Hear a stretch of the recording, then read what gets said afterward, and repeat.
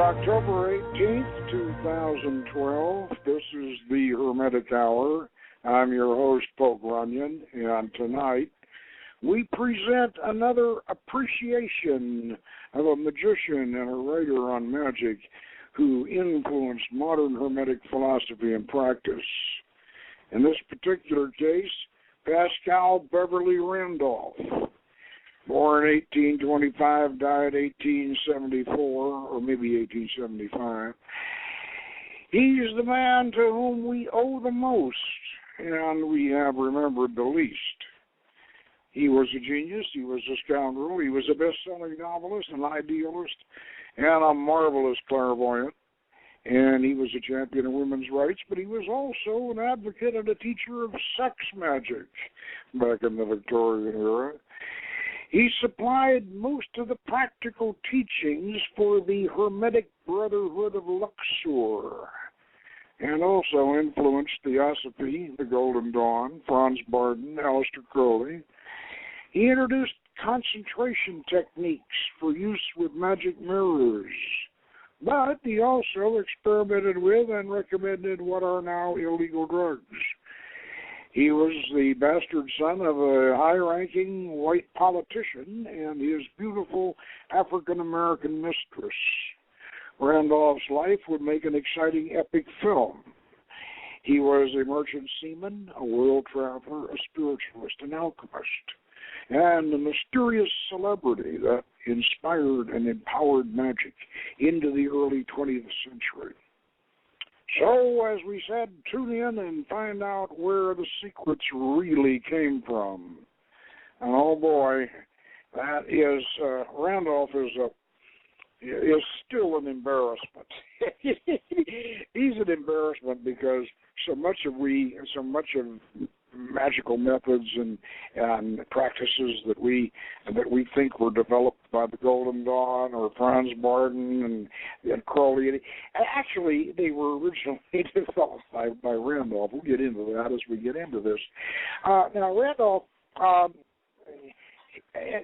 we say here in the abstract that he was the bastard son of a high-ranking white politician, and this guy really was a high-ranking white politician.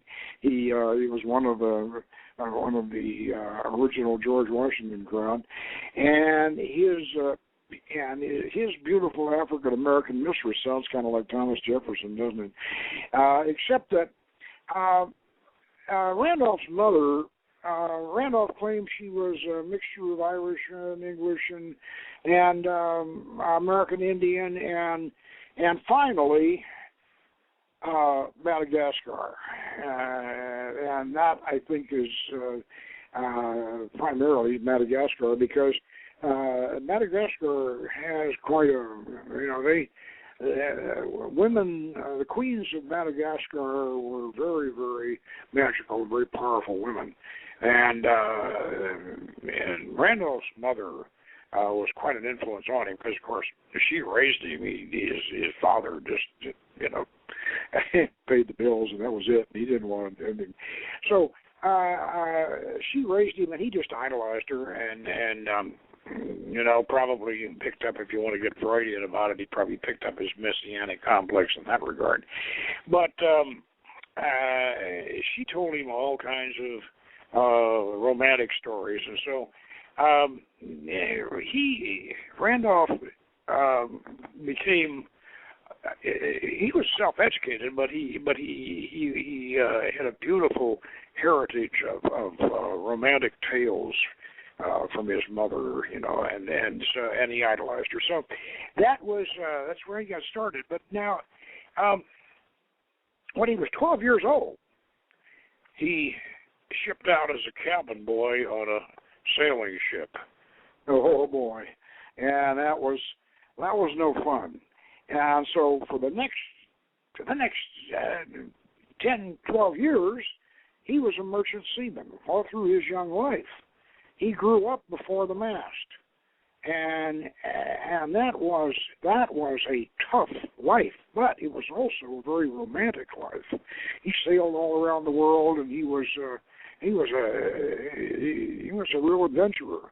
And So finally, when he finally came ashore and all, he got into spiritualism. It was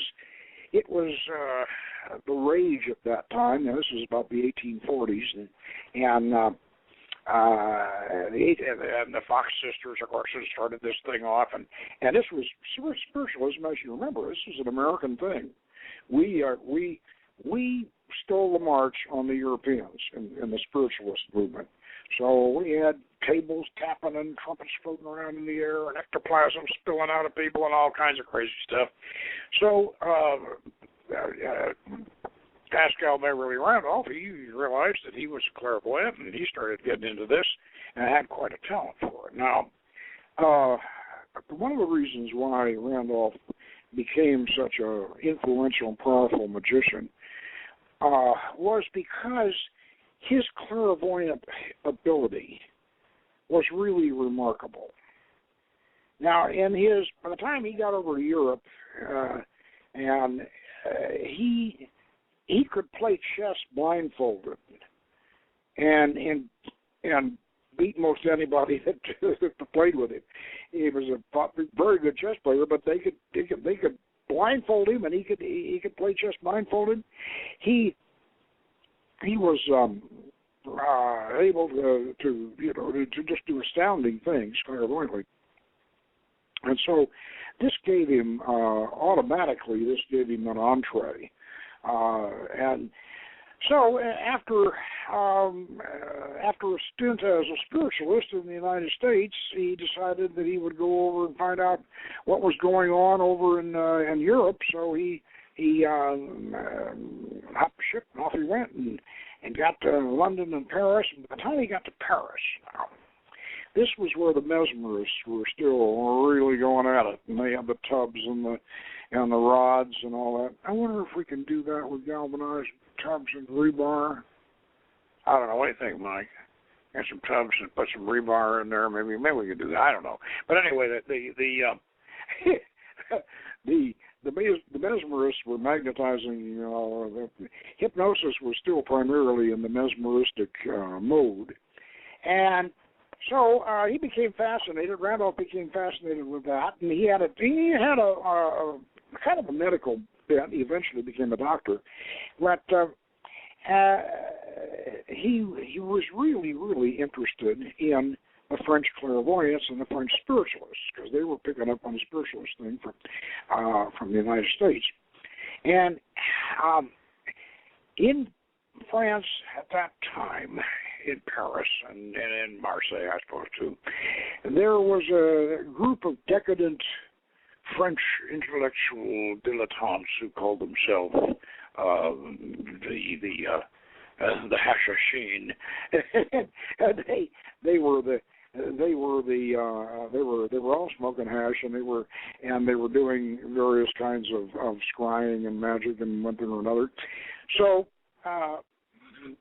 Paschal, not to be outdone, he choked up and found out that hashish really touched him off for scrying. So being of a kind of an alchemistic bent, he cooked up some recipes with hashish and opium and belladonna and all kinds of stuff, but even so, even though they were all doing this, and this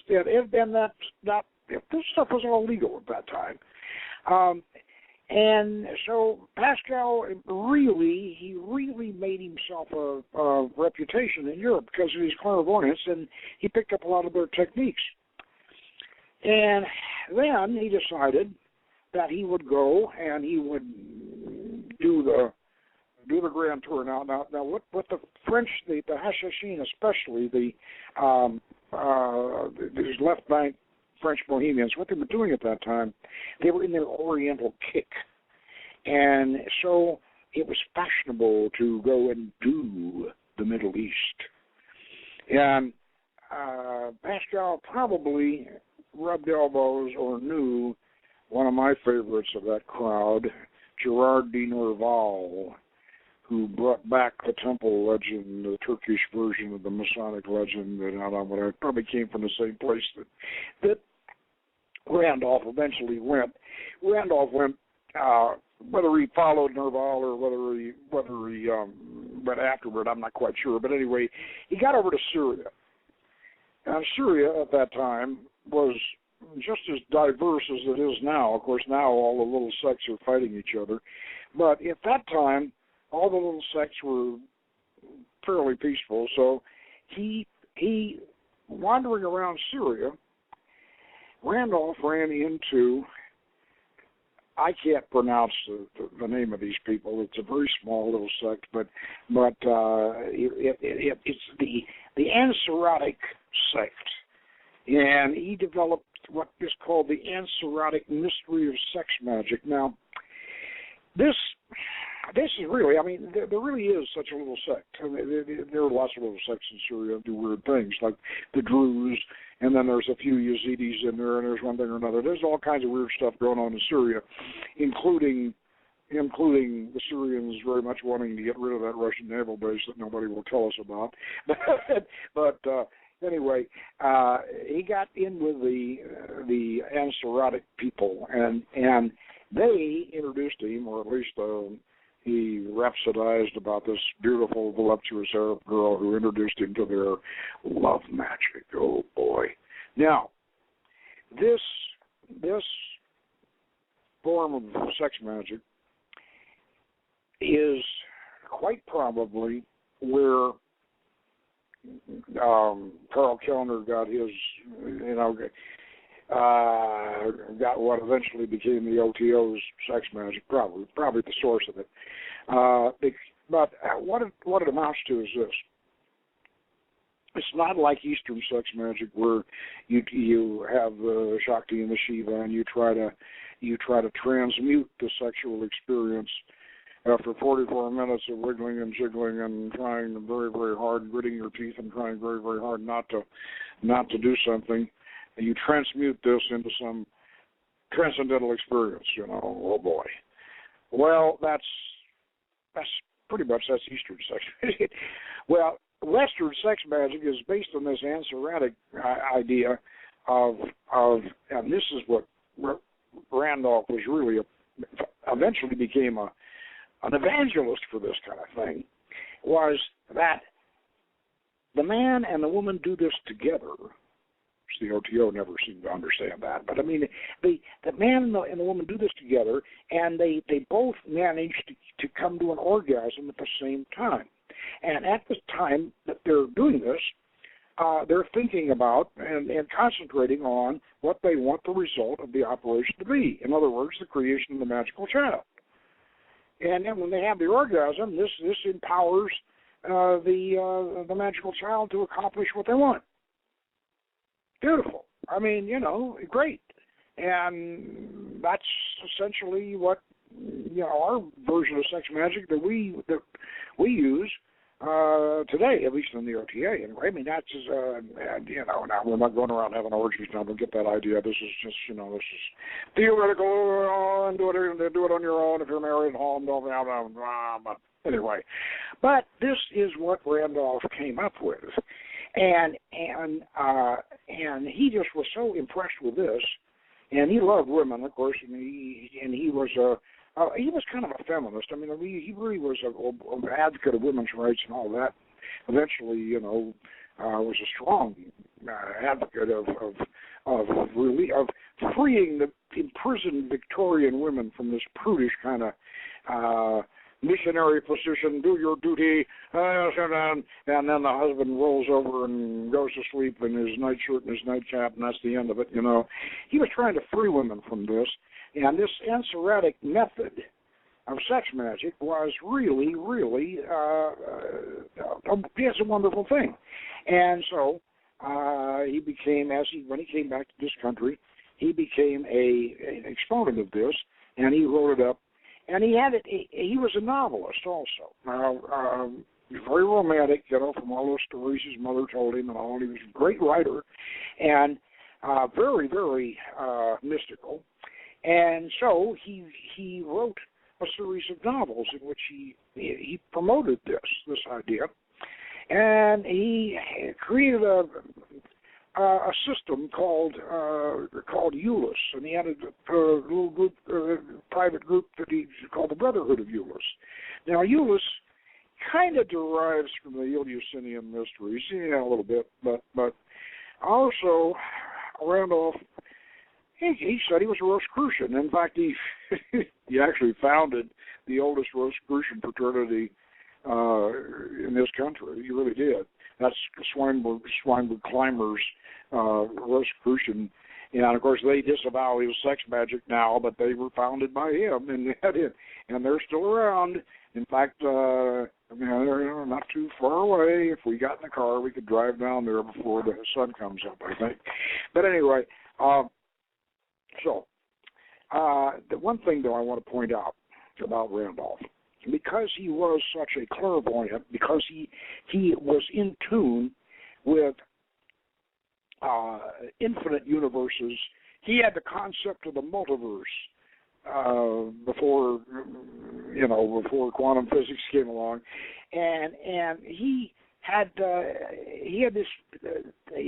such an insight into the other world or the other worlds that he really wasn't that interested in Eliphas Levi's mixture of Kabbalah and tarot and all of that. Randolph didn't care about tarot. He wasn't interested in tarot, and he wasn't that interested in astrology.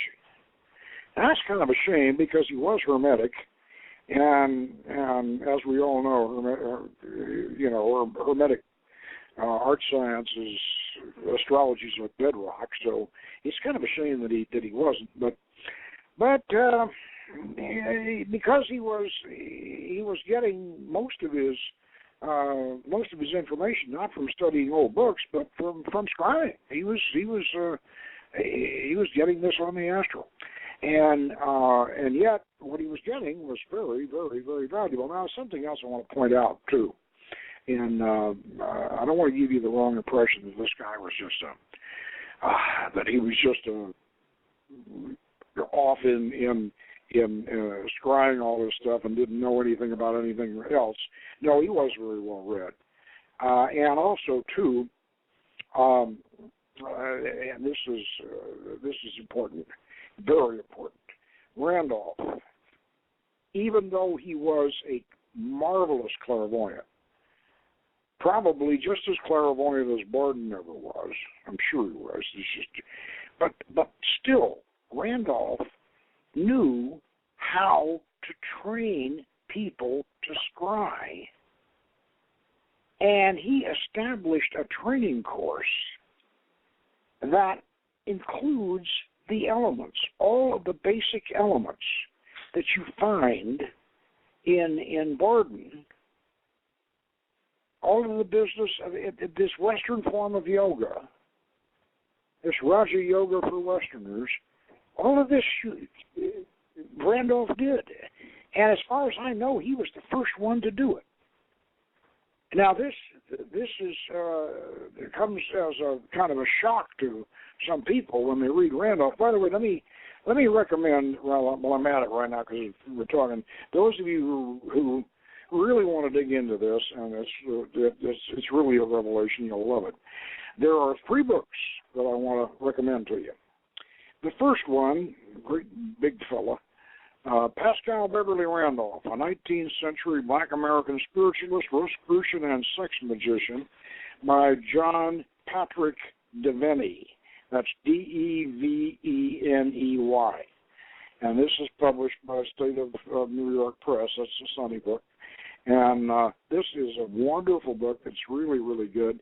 I'm going to read, a little bit of it later for you, a little bit of Randolph's work.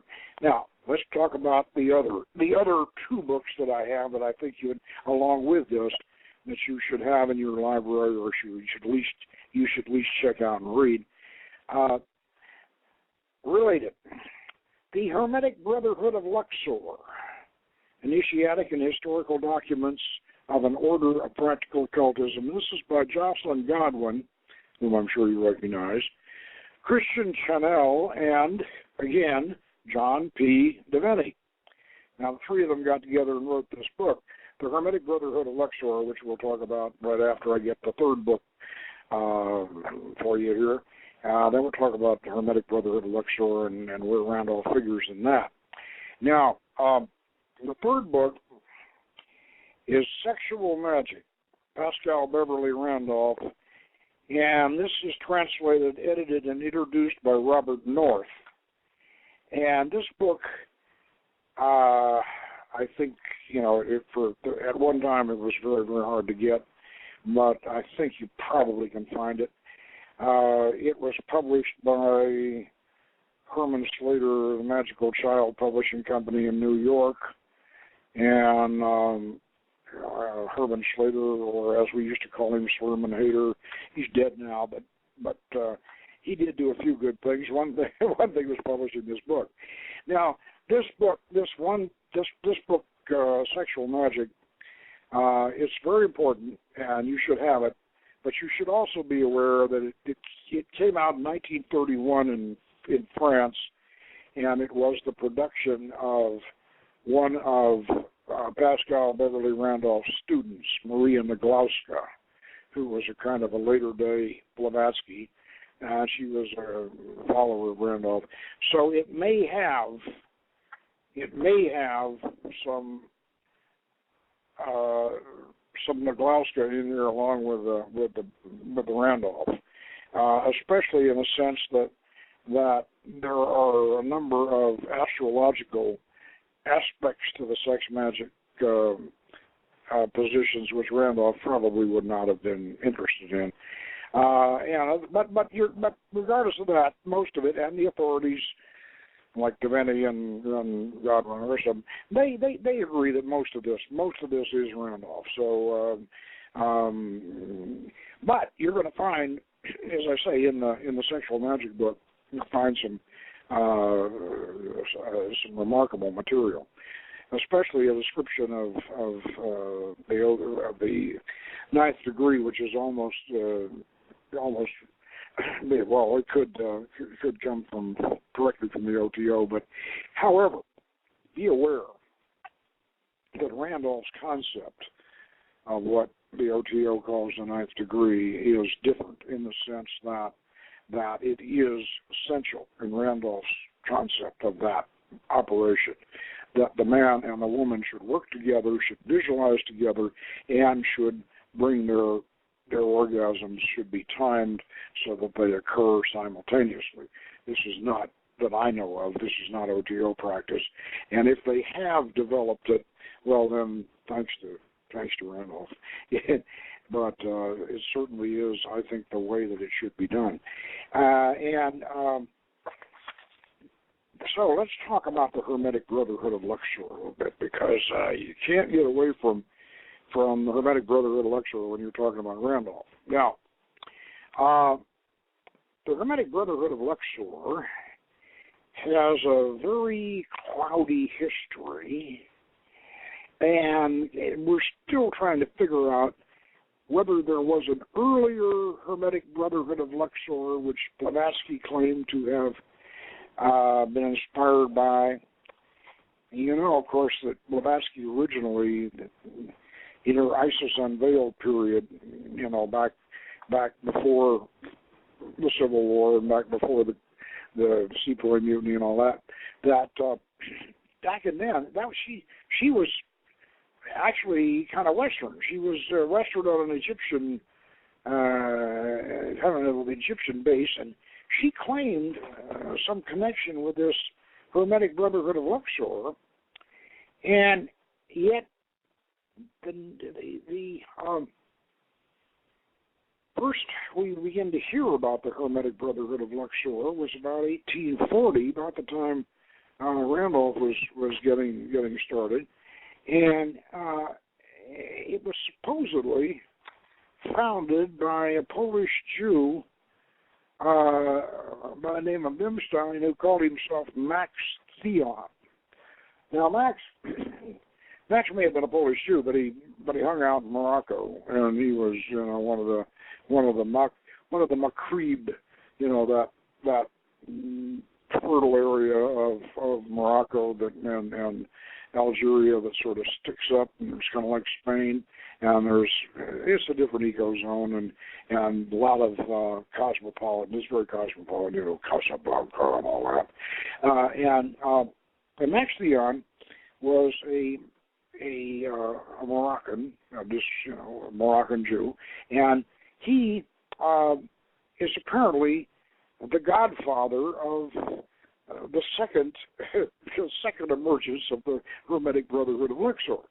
Well, be that as it may, Max is still kind of a mysterious character, and he did write some documents, and he signed a few things, one thing or another, but the Hermetic Brotherhood of Luxor was mainly kicked off by an American spiritualist writer, Emma Britton, and I have her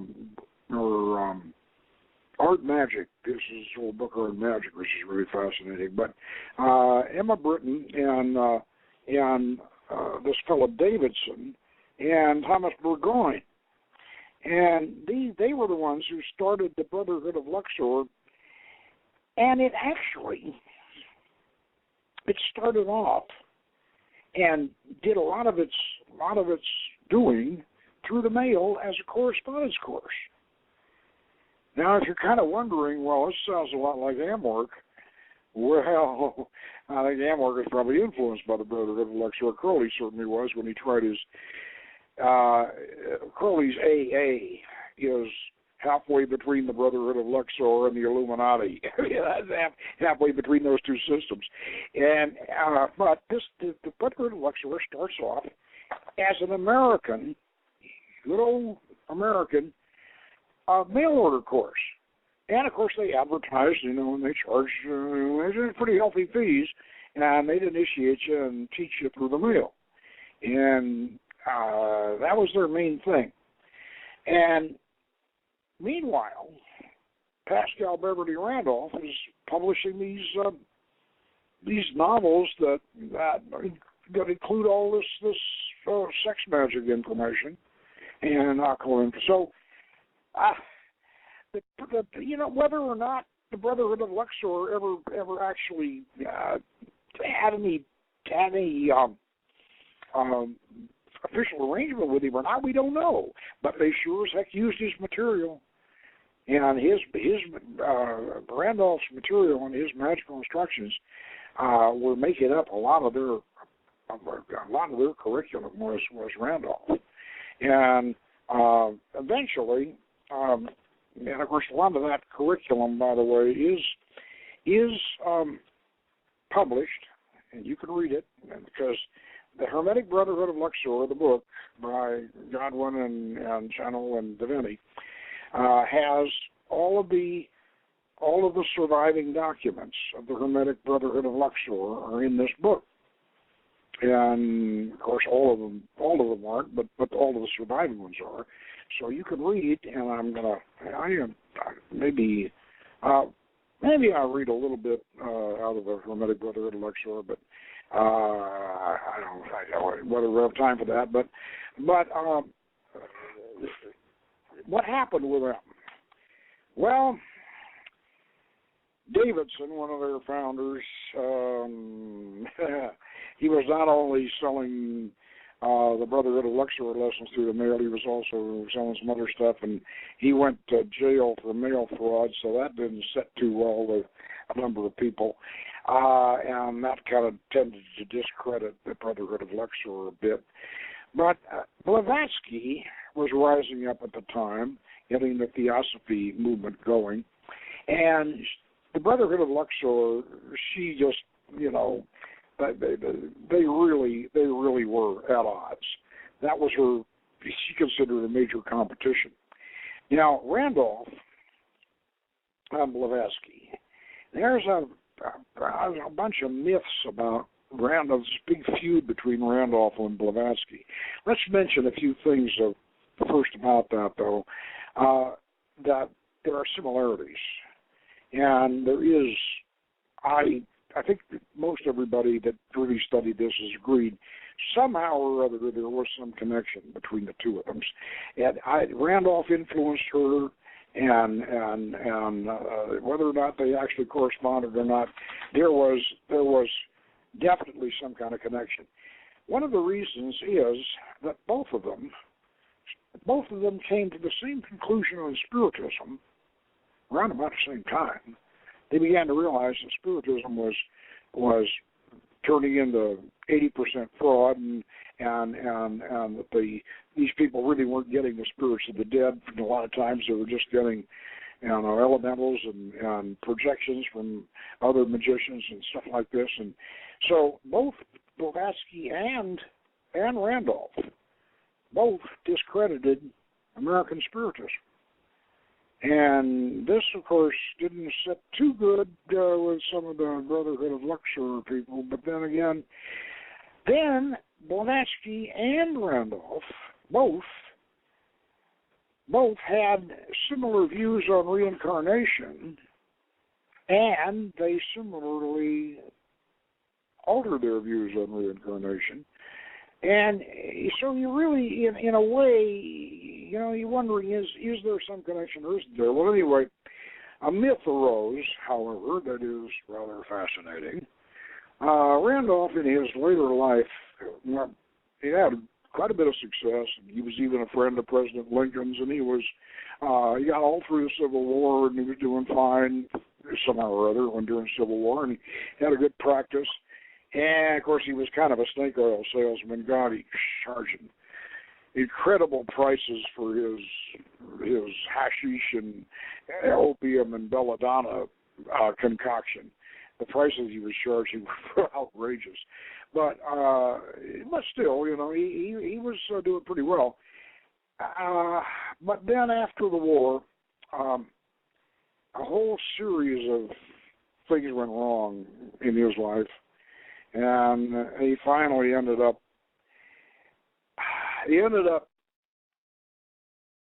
shooting himself in the head, or somebody shot him in the head. Nobody has quite figured out yet what happened.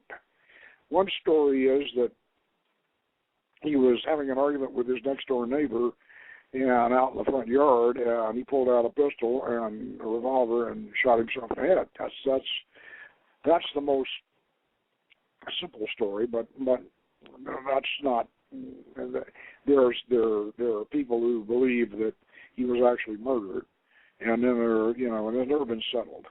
So the death certificate says accidental. Now, I kind of get an impression that maybe he was trying to show off to this guy when doing the Russian roulette trick.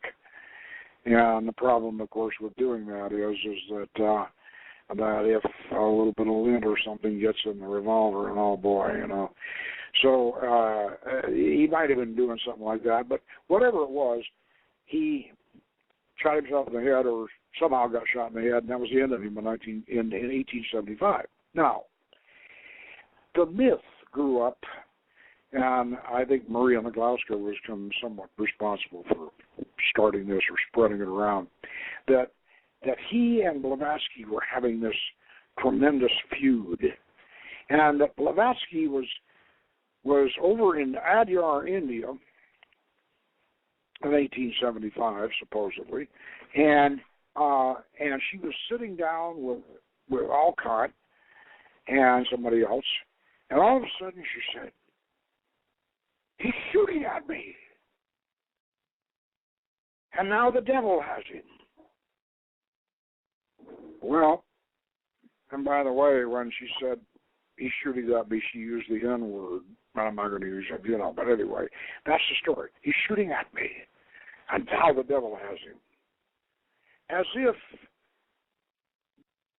Randolph had aimed a pistol in the direction of India, fired, expected the bullet to enter another dimension and come out on the other end of that dimension, or go through a wormhole or whatever, and hit Blavatsky. Well, the problem with this story is that Randolph, that Madame Blavatsky was still in London when Randolph actually died. So you'd have to in order for the story to work, it would have to be transferred to London, And time-wise, it just doesn't work. So it is. It's a concoction. So how much of this feud between Blavatsky and Randolph? We don't know. And it's hard to tell. Now I want to read just to give you an idea of how great a mystic this guy was, and how his system worked here.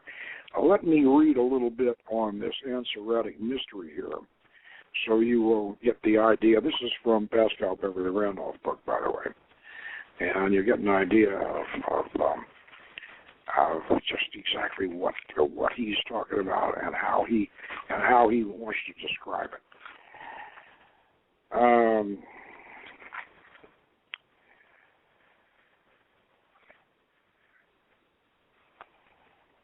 Axiom. God and nature marries the sexes together, while man, custom, and the state unites individuals. The former are never failures. Hence, those thus married, being laws unto themselves, need but a little light to guide them in this mysterious subject, seeing that God makes no mistakes, but that the latter sort of marriages are seldom anything else than failures, at least within the area of Occidental civilization, and hence the parties to such unions need all possible light to guide them from the lee shores and sunken rocks upon which the myriads are continually the That's the semen coming out of him, of course, by the... Oh, boy, that's a pun, isn't it? That's the semen coming out. Now, the preservation, rejuvenation, intensification, and sanctification of love between man and woman invariably, primarily, and always did, does, and forever will depend upon the perfection of their conjunction. In plain words, upon the fullness and completeness of the conjugal union in each case and upon both sides. The vast majority of civilized men have no endurance or staying qualities or powers, but are so very morbid, a result of prosthetic inflammation, that their love journey is sporadically ended long before that of the woman has fairly begun, and the presence is scarce achieved ere the discharge takes place, whereupon all rigidity ceases. The poor she is deprived of all joy of marital union, while compelled to endure the legitimate and illegitimate penalties and pains consequent upon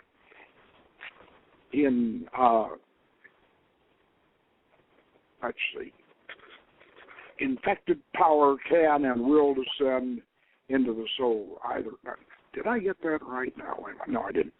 It's wrong, but natural law. For if the female is not brought, and that too by purely legitimate methods, at which not even a seraph could blush, and none but coarse savages object to the natural sexual demise, the full and perfect orgasm, all of love in her is curdled and soured, and all of love for him appreciably diminished, and when it decreases from that cause, he is an idiot who expects true and wifeliness in her hands, and then she, whose delicious soul ought to be wakened to the keenest sensual symphonies instead of being blasted, is exceedingly liable to the influence of gusts of love flowing from other directions than the nuptial or conjugal apartments. Oh, boy. Now, imagine this being written back in the 1840s. I can tell you right now that Randolph's been plagiarized by a whole bunch of love manuals. They just plagiarize, these manuals. Well, most of you listening are not old enough to remember, but they used to have these spicy marriage manuals advertised in all the pulp magazines, and most of them were just literally cribbed from Randolph. Now, this is where I want to read you on the ninth, what we call the ninth degree.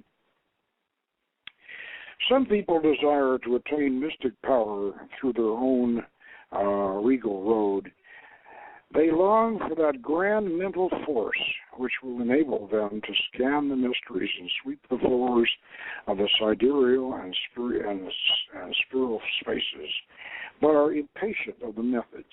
Now let all such know, once and for all, that the doors are shut to all save the obedient, and the effort to attain mental intensity need never be attempted unless the law, its law, be scrupulously observed, because no real magnetic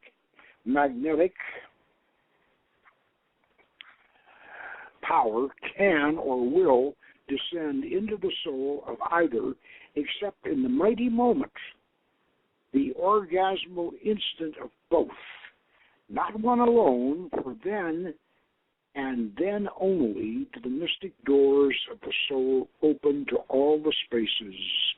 Darwin and his abettors are mistaken. The immortal soul of man is not, never was, developed from any stage of monkeyhood, and they libel God Almighty who affirm it. The eternal spark within us, and whichever flashes, except when the loving female brings to her feet the loving man in the mutual infiltration of the soul and the successive death of both. That intense moment when the woman proves herself the superior of man, mutual demise, was created by God himself billions of ages ago in the foretime, and finds its human body only when sex passion opens the mystic door for it to enter the man through him, and the woman through her the world, and through them the spaces, and through it again God, Allah, not as a drop of infinite ocean of mind, but as a being in the heavenly hierarchies. That follows. Why? That every he should never forget his fealty to woman, but remember who and what she really is, the gem of God's own royal crown. Oh boy. Oh boy. Now, I don't know whether Fred Adams, I think he probably did read some of this. I can't remember whether, right offhand, whether Fred, Joe, if you're listening, you can tell me what Fred thought of Randolph. I think he probably, if he read this, he would really love it. Anyway, this is the philosophical essence of this. It's the philosophical essence. Now, let's get to the practical end of it here. Over here in Euless,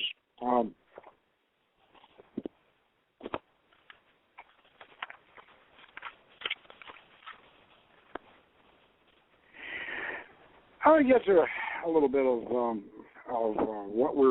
of his digress for just a bit in Euless and get into his scrying technique definitions here. Now, the first grand principle to be studied, mastered, applied in the search for knowledge and endeavor to enlarge the scope and range of individual human power, mental, magnetic, and physical, is volantia. That's VOLANTIA. The quiet, steady, calm, non-turbulent, non-muscular exertion of the human will, to increase which and render practically and magnetically serviceable practice is necessary. Not a fitful, now and again kind, but regular, that is, daily. Observe these rules and follow them. Place against the wall a black card, round, with a white center, or a white one with a black center, and gaze on it steadily, 1 minute, willing at the same time to increase your powers of attention, concentration, and abstraction. Then slowly turn your face to the blank wall, and the optical effect will be an apparition, and the card, colors reversed, will slowly pass across your line of vision. Usually, but one or two will thus flit by, but there should be at least from 4 to 7, and the card may be of any other colors, and the phantoms will be their exact opposite or complementary hue. Now, this ought to start tickling some of you Barden and Golden Dawn people. You say, wait, we're talking about flashing colors. Wait, we're talking about concentration here. And this, by the way, is way back in the 1800s. This is a shame before Quencher and Barden and the Golden Dawn and everything else. All right. Now let's see. The second principle is decretism. In other words, decreeing, ordering, commanding, and mentally enforcing the behests of will and desire. To say, feel, think, ordain a thing, to be, to do, act, go, live, move, appear, vanish, rise, fall, sing, flop, stop, fly. It must and shall be it even. Yeah. It is the positive executive force of the human soul without proper culture and activity of which no great thing either within or without the pale of white magic can be accomplished. Valentia generally, but not always, should precede it. Great care should be taken that there be no other emotion or action going on in the mind during the decretal instant. For this ordaining power, especially after the exercise of Valentia, leaps from the soul like a flash of vivid white lightning, transversing space, centering on the object, even though oceans flow between or vast spaces divide. Yet its periods of activity or duration never exceeds 3 to 7 seconds of earthly time. And now, let's see here. The third element, or energy, is posism. Placing oneself in a receptive position, state, frame of body, mind, and feeling. It is most important and most difficult of either of the three great principles, and its results, especially in affectional lines, correspond. Indeed, are numerous. To exert it successfully requires a fair development of attention, abstraction, and concentration. Now,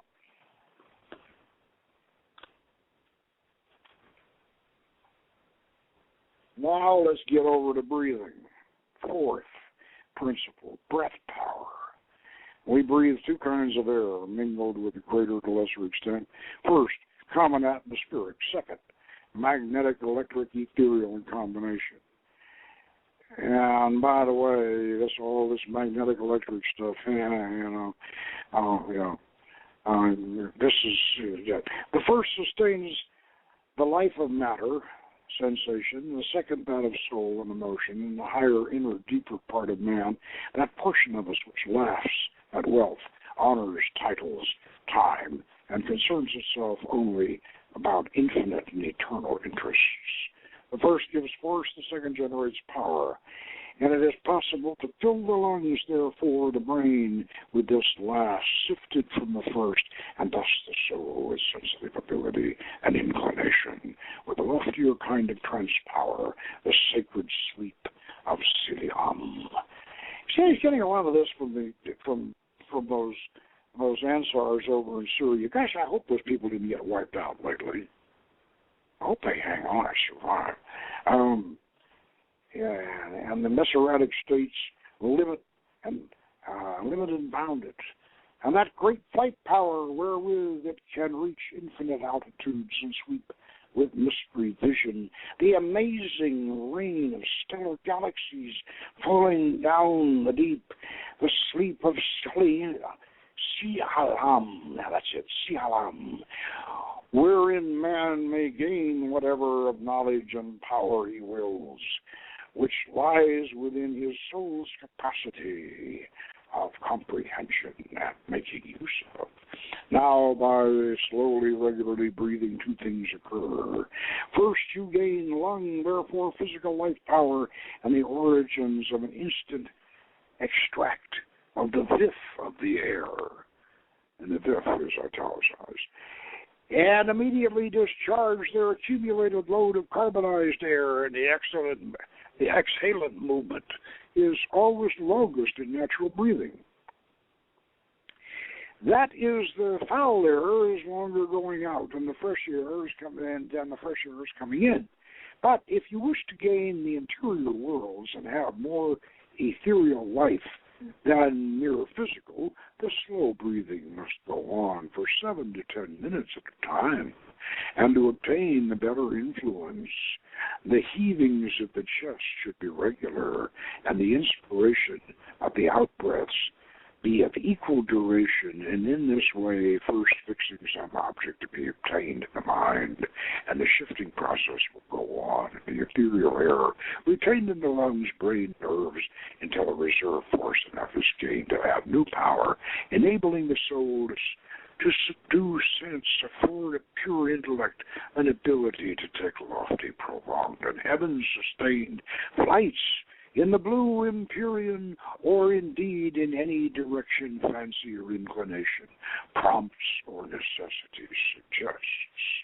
Fifth, it behooves me now to call your attention to the most tremendous of all the powers of the human soul. It is the purely spiritual, non-material, or etheric power of the interior man. But this power should never be attempted to be brought into action for merely the worldly wise, financial, or temporary motive, use, or end, because its sphere of action pertains to higher and better states than this of earth, and at least in these ages, wherein men look down for God and not upward, judging by the sincere homage they pay to the golden gods. The term eighth signifies that fine essence which spirits breathe, which is the filling out in space, and all which cushions the worlds, and in which penetrates the outer air just as odors do. It is inhaled by ethereal people precisely as we of earth draw in the influence of matter in its grosser and lower forms. No real divine or celestial mental or loving energy can come until by patient and continued effort the neophyte learns to inhale it, simultaneously with the firm fixity of the mind upon what it is and of it, and therefore we contact the essence of power, and the denizens of the ethereal and far-off countries and climes, in so doing, will breathe the elements which generate power in the human soul. Remember, O neophyte, that goodness alone is power, silence is strength, will reigns omnipotent, and love lieth at the foundation. Isn't that good stuff? I mean, really, that is good stuff. And when you think that, as romantic and flowery as it is, that's really a modern magic training program. It's all laid out there. Now, here's a little piece that shows you just what you can, what you can do with magic mirrors. And Randolph was great on magic mirrors. He loved magic mirrors. He did all kinds of, he had plans for them, and he made them, and he sold them, and he thought the magic mirror, to him, the dark mirror was the window, that was the window into the universe. He really loved it. All right, let's see where we go here. Now,